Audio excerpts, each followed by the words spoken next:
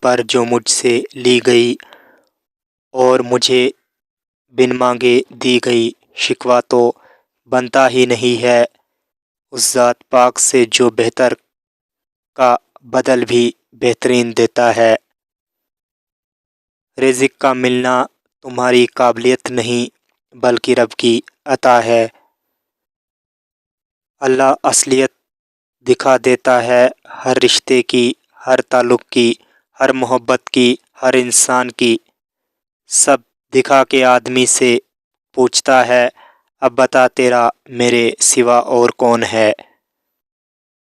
خاک سے بنے انسان میں اگر خاکساری نہیں ہو تو اس کا ہونا یا نہ ہونا بھی خاک ہی ہے۔ قبر کی پہلی اور انتہائی وحشتناک رات کی تیاری ابھی آج سے شروع کرے۔ وہاں صرف اعمال کام آتے ہیں، اعمال بھی صرف صحیح عقیدے کے ساتھ۔ اللہ نے جو تم کو دیا ہے اس پر راضی رہو تو سب سے بڑھ کر دولت مند ہو جاؤ گے۔ ایک خواب ہے کہ کچھ خواب حقیقت ہو جائے۔ ہر دن کرو میں زیارت کعبہ، اللہ کی کچھ ایسے میرے نصیب ہو جائے۔ میری خوشی اور غم کی ہر وجہ پہچانتا ہے، وہ میرا رب ہے جو مجھے مجھ سے بھی بہتر جانتا ہے۔ امیر لوگ رکھتے ہو گے باڈی گارڈ، ہم مسلمان ایک بار آیت الکرسی پڑھ لے تو 70 فرشتے ہمارے حفاظت کے لیے اترتے ہیں۔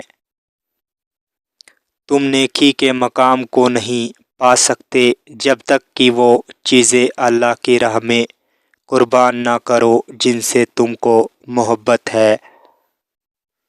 نشان سجدہ سجا کر بہت غرور نہ کر، وہ نیتوں سے نیچے نکال لیتا ہے۔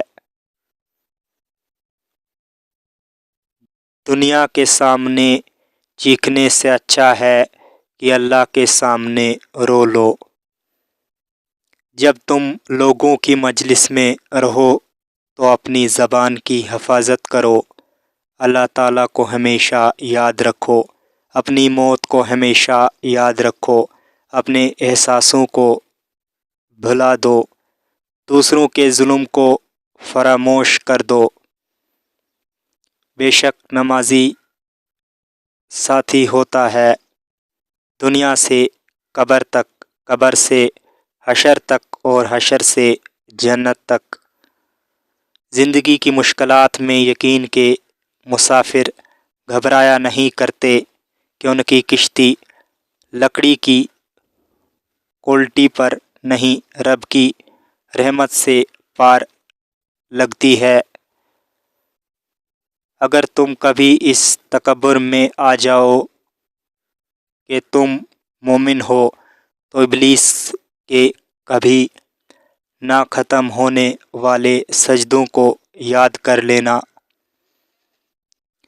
عاجزی اختیار کرے کیونکہ انسان کی اکڑ خدا کی پکڑ پر ختم ہو جاتی ہے۔ روز گناہ کرتا ہوں وہ چھپاتا ہے اپنی رحمت سے، میں مجبور اپنی حالات عادت سے، وہ مشہور اپنی رحمت سے۔ جب وضو کرنا مشکل لگ رہا ہو تو یہ سوچا کرے گناہ دھونے جا رہا ہوں۔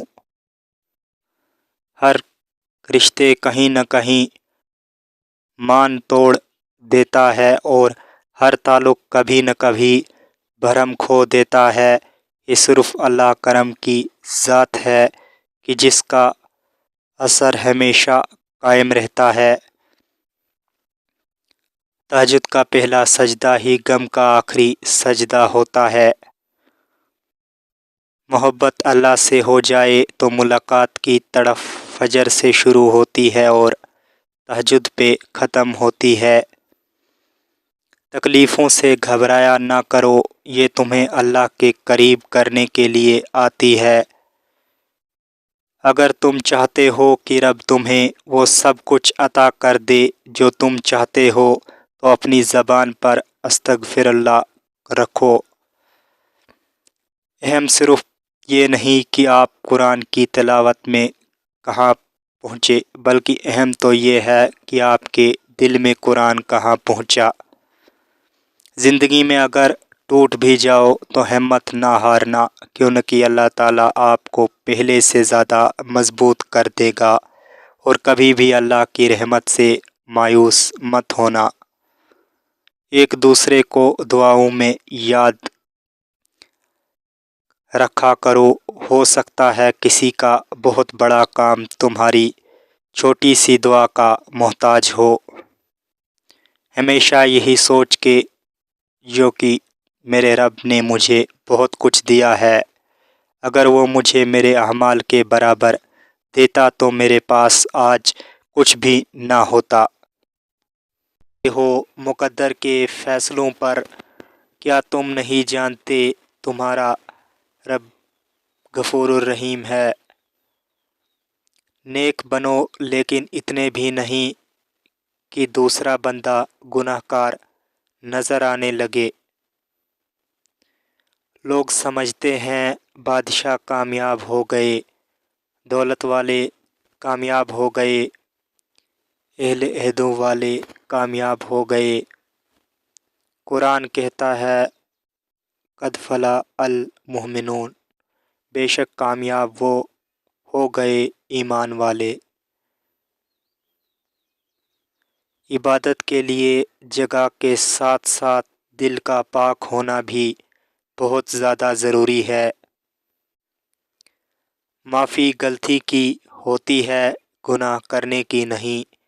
گناہ کا کفارہ ہوتا ہے جو ظرف والے ہی ادا کر سکتے ہیں۔